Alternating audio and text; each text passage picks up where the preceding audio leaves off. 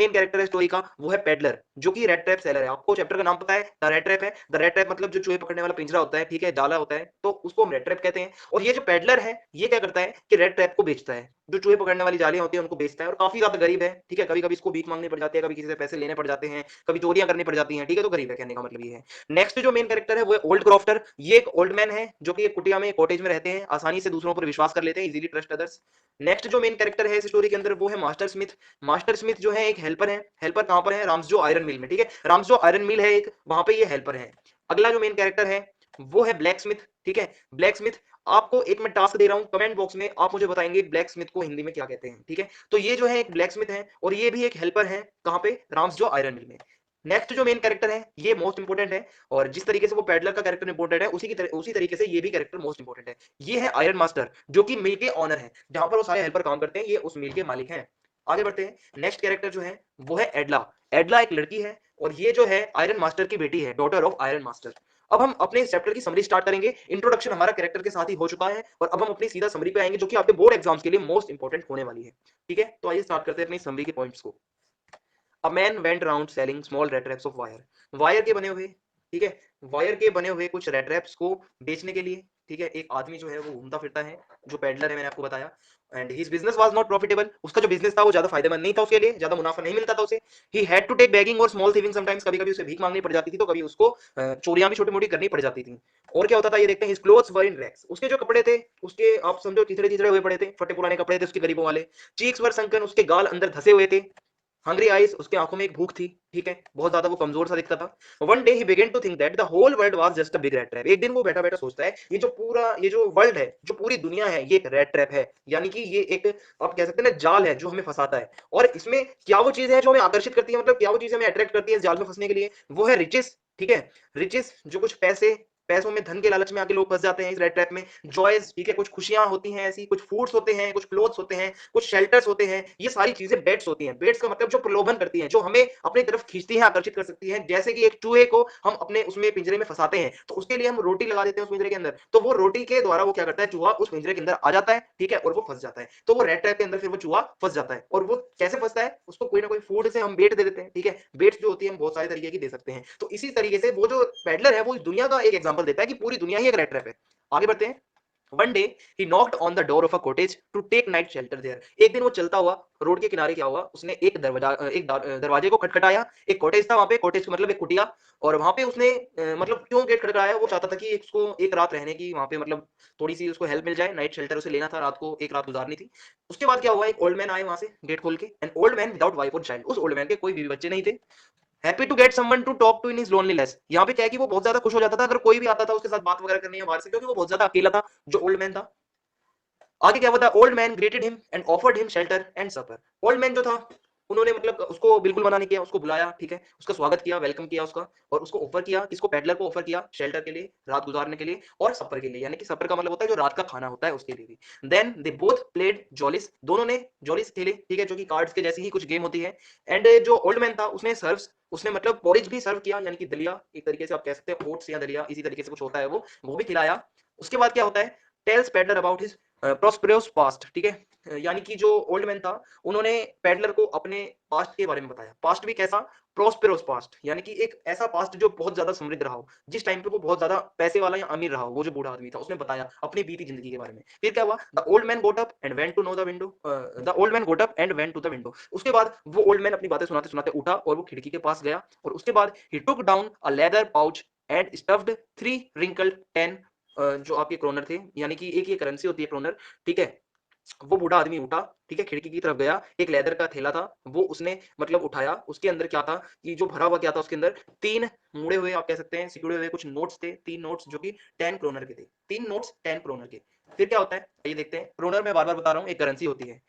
Next morning both of them left the cottage at the same time. अगली सुबह क्या होता है, जो पेडलर और वो जो ओल्ड मैन था, ओल्ड क्रॉफ्टर, वो दोनों ही सेम टाइम पे निकलते हैं कॉटेज से, मतलब रात पूरी हो जाती है, सुबह वो निकल जाते हैं। पर उसके आधे घंटे बाद क्या होता है, आफ्टर हाफ एन आवर क्या होता है, the peddler came back to the cottage. आधे घंटे बाद देखो, वो जो पेडलर था उसको तो रात को ही नजर में आ गए थे वो 3 नोट, ठीक है, जो मैंने अभी आपको बताए थे क्रोनर के, वो उसने देख लिए थे। सुबह जब हुई तो ओल्ड मैन और वो साथ में निकले, पर आधे घंटे बाद वो जो पेडलर था वो वापस उसी जगह पे आ गया कॉटेज के बाहर, और कॉटेज के बाहर आके उसने ही smashed the pane of window, उसने विंडो की मतलब जो खिड़की थी एक तरीके से आप कह सकते हो उसने तोड़ दी, and took out 30 kroner from the pouch, और वो जो पैसे थे जो ओल्ड मैन ने उसको रात को दिखाए थे, इसने वो चुरा लिए। मैंने आपको शुरू में बताया था चैप्टर के कि ये इतना ज्यादा गरीब था कि कभी कभी ये क्या करता था, जब इसको फायदा नहीं मिलता था अपने काम से तो ये चोरियां भी कर देता था छोटी मोटी। उसके बाद क्या होता है ये देखते हैं। जब उसने वो चुरा लिए, in order to escape being caught, उसने मतलब पकड़े जाने के डर से उसने क्या करा, मतलब उसने भागने की कोशिश करी। और the peddler took his way through a forest, उसने अपना रास्ता रोड पे जाने के बजाय एक जंगली, मतलब एक जंगल जैसा एक रास्ता जा रहा था जंगल को, वो उस रास्ते की तरफ मुड़ गया। पर वो जो जंगल था, वो जो फॉरेस्ट था, वो काफी कंफ्यूजिंग था, काफी घना जंगल था और काफी ज्यादा कंफ्यूजिंग था। फिर क्या हुआ, बाय इवनिंग, शाम होते होते क्या हुआ, he found that he had been roaming about the same place from where he had started, यानी कि वो इतना गहरा जंगल था, घना जंगल, को घूम घूम के वापस उसी जगह पे आ रहा था जहां से उसने स्टार्ट करा था। बहुत ज्यादा परेशान हो गया था, he was feeling dead tired, यानी कि इतना ज्यादा थका हुआ था कि जैसे मतलब ये समझ लो कि बिल्कुल मरने वाला हो, इस तरीके से उसको थकान हो गई थी। उसके बाद the peddler recalled the 30 kronor in his pocket, उसने अपनी जेब में हाथ डाल के याद करा कि यार वो जो 30 क्रोनर थे वो है या नहीं मेरे पास अभी भी। तो उसने वो फिर वो देखा अपनी पॉकेट में हाथ डाल के। देन क्या होता है, he thought about the world as a rat trap, उसके बाद फिर से वो सोचने लगता है दुनिया के बारे में कि दुनिया एक रेट ट्रैप है, चूहे जो हम फंसाते हैं। मैं आपको बार बार बता रहा हूँ, चूहे फंसाने वाला जो पिंजरा होता है, ये पूरी दुनिया एक पिंजरे के जैसी ही है। Now he thought that his own turn had केम, यानी कि दुनिया तो फंस चुकी बहुत सारी इस पिंजरे में, अब ये सोचता है कि अब मेरी बारी आ चुकी है इस पिंजरे के अंदर फंसने की, क्योंकि ये जो है पेडलर, इसने पैसे की लालच में आगे चोरी कर दी थी, ठीक है, और वो अब कहीं ना कहीं भटकता फिर रहा था इधर उधर। उसके बाद क्या हुआ, time of late December evening, ये समय कब का था, दिसंबर की शाम का, और बहुत ज्यादा अंधेरी शाम होती है दिसंबर की। और getting dark and he was afraid, शाम धीरे धीरे होती जा रही थी, अंधेरा होता जा रहा था और वो बहुत ज्यादा डरा हुआ था। Suddenly he heard the sound of hammer strokes, उसको धीरे धीरे मतलब एकदम अचानक से क्या हुआ कि उसको कुछ आवाजें आ रही थी। आवाज किस चीज की उसको सुनाई थी, हैमर स्ट्रोक्स की, जो हमारा हथौड़ा होता है, हथौड़े के जो ठोकने की आवाज होती है स्ट्रोक्स की, वो उसको सुनाई थी। और वो आवाज कहां से आ रही थी, एक आयरन मिल से आ रही थी। मैंने आपको एक आयरन मिल का नाम बताया था, राम्सजो आयरन मिल, वो वहां से आवाज आ रही थी। उसके बाद क्या होता है, he got up and walked in the direction of the sound, वो खड़ा हुआ और साउंड के डायरेक्शन में ही चला गया जहां से आवाज आ रही थी। It was a fork of the Ramsjo iron works, वो क्या था, एक फोर्क था, यानी कि एक भट्टी थी, कहां की, राम्सजो आयरन मिल की। उसके बाद क्या हुआ था, master Smith allowed him to stay there and warm himself, master Smith जो था उस भट्टी के अंदर, उसने पेडलर को अलाउ कर दिया कि आप अंदर आ सकते हैं, आप यहाँ रह सकते हैं, अपने आप को गर्मा सकते हैं, क्योंकि बाहर दिसंबर का महीना था, आपको मैंने बताया। He was in wet rags, वो अपने भीगे हुए उन्हीं लत्तों में था, कपड़ों में, ठीक है, और एक लंबी बियर्ड के साथ था, बहुत ज्यादा मतलब उसका लुक जो था थोड़ा वैसा था गरीब वाला। और फिर क्या हुआ, आयरन मास्टर केम और is Knightley inspection, iron master जो था वो जो रात में वो अपने इंस्पेक्शन में आया करता था, यानी कि राउंड लगाने आया करता था, कौन कैसा काम कर रहा है रात के टाइम पे, ठीक है, नाइटली इंस्पेक्शन। तो वो उसी दिन भी आया रात को इंस्पेक्शन करने। और जब when he looked at the stranger closely, जब उसने स्ट्रेंजर को यानी कि पैडलर को जब उसने देखा ध्यान से, he took him for an old regimental acquaintance, उसने समझा कि ये जो पैडलर है ये कौन है, उसका रेजिमेंटल, एक पुराना उसका रेजिमेंटल एक्विंटेंस है, यानी कि जान पहचान का कोई व्यक्ति है उसकी रेजिमेंट का ही, जिसका नाम कैप्टन वॉन स्टेल था, ठीक है, कैप्टन वॉन स्टेल था। उसने समझा कि पैडलर वो है, लेकिन ऐसा नहीं था, पैडलर तो पैडलर था, और लेकिन इसने समझा कि उसका चेहरा वैसा लग रहा था, तो इसने समझा ये हमारा कैप्टन है। उसके बाद क्या हुआ, he pressed him hard to go with him to his house, उसने बहुत दबाव डाला पेडलर के ऊपर आयरन मास्टर ने कि आप हमारे घर चलिए कैप्टन, आप हमारे घर चलिए। But the peddler felt embraced, peddler को शर्म आ रही थी, पेडलर कह रहा था भाई ये क्या हो रहा है, मैं तो हूं ही नहीं, ठीक है, पेडलर को डर भी था क्योंकि चोरी करके आया था, तो उसने मना कर दिया, ही रिफ्यूज्ड हिम, ठीक है, मना कर दिया। At the end iron master went away, last में मना मना के वो नहीं गया रेड ट्रैप सेलर जो था, और लास्ट में आयरन मास्टर को जाना पड़ा वहां से। फिर क्या हुआ, carrier stop at the fourth door,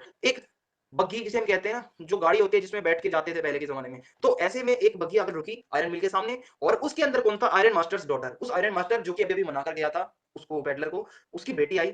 और डॉटर जो थी वो किसके द्वारा भेजी गई थी, उसके पापा के द्वारा, फादर द्वारा, आयरन मिल के जो मास्टर द्वारा। क्यों भेजी गई थी, जो पेडलर वहां पर था उसको खींचने के लिए, फैच करना का मतलब खींचना, यहाँ पे मतलब ये है कि उसको अपनी तरफ खींच के अपने घर तक ले जाना, जाकि उसके जो पापा ने उसको भेजा था, उसके फादर ने, जिस काम के लिए वो पूरा हो सके। She had come with a wallet, यानी कि उसके साथ उसका एक नौकर था, वॉलेट मतलब। और आगे देखते हैं, she was kind and friendly, जो आयरन मास्टर की जो लड़की थी, जो वो उनकी जो डॉटर थी, काफी ज्यादा अच्छी थी, काइंड थी, फ्रेंडली थी, ठीक है। और she was able to win the peddler's confidence, उन्होंने क्या करा कि जो पैडलर का विश्वास था जीत लिया, ठीक है, क्योंकि वो काफी ज्यादा अच्छी थी, प्यार से बात करती थी, पैडलर भी मान गया। She wanted him to give them company on the Christmas Eve, वो चाहता था, सॉरी वो लड़की जो थी डॉटर, वो चाहती थी कि जो पैडलर है वो उसके साथ चले, ठीक है, आयरन मास्टर के घर पे, और उनको कंपनी दे क्रिसमस ईव के लिए, ठीक है, अगले दिन क्रिसमस की एक ईव थी, क्रिसमस का त्योहार था, और वो चाहते थे कि ये हमारे साथ आए। तो उसको वहां पर ले गए वो लोग, ठीक है, पैडलर को ये समझ के कि वो कैप्टन है, ठीक है, अभी तक आप समझ लीजिए वो कैप्टन समझ के ले गए थे, वरना पैडलर से उनका कोई रिश्ता नहीं था। फिर क्या हुआ था, पैडलर वाज गिवन बात, उसको निलाया गया वहां पे, a servant cut his hair, एक नौकर ने उसके बाल काटे, शेव करी उसकी, he was wearing iron master's clothes, उसको फिर एक सूट पहनाया गया आयरन मास्टर का, जो कि जिसमें वो काफी ज्यादा अच्छा लग रहा था।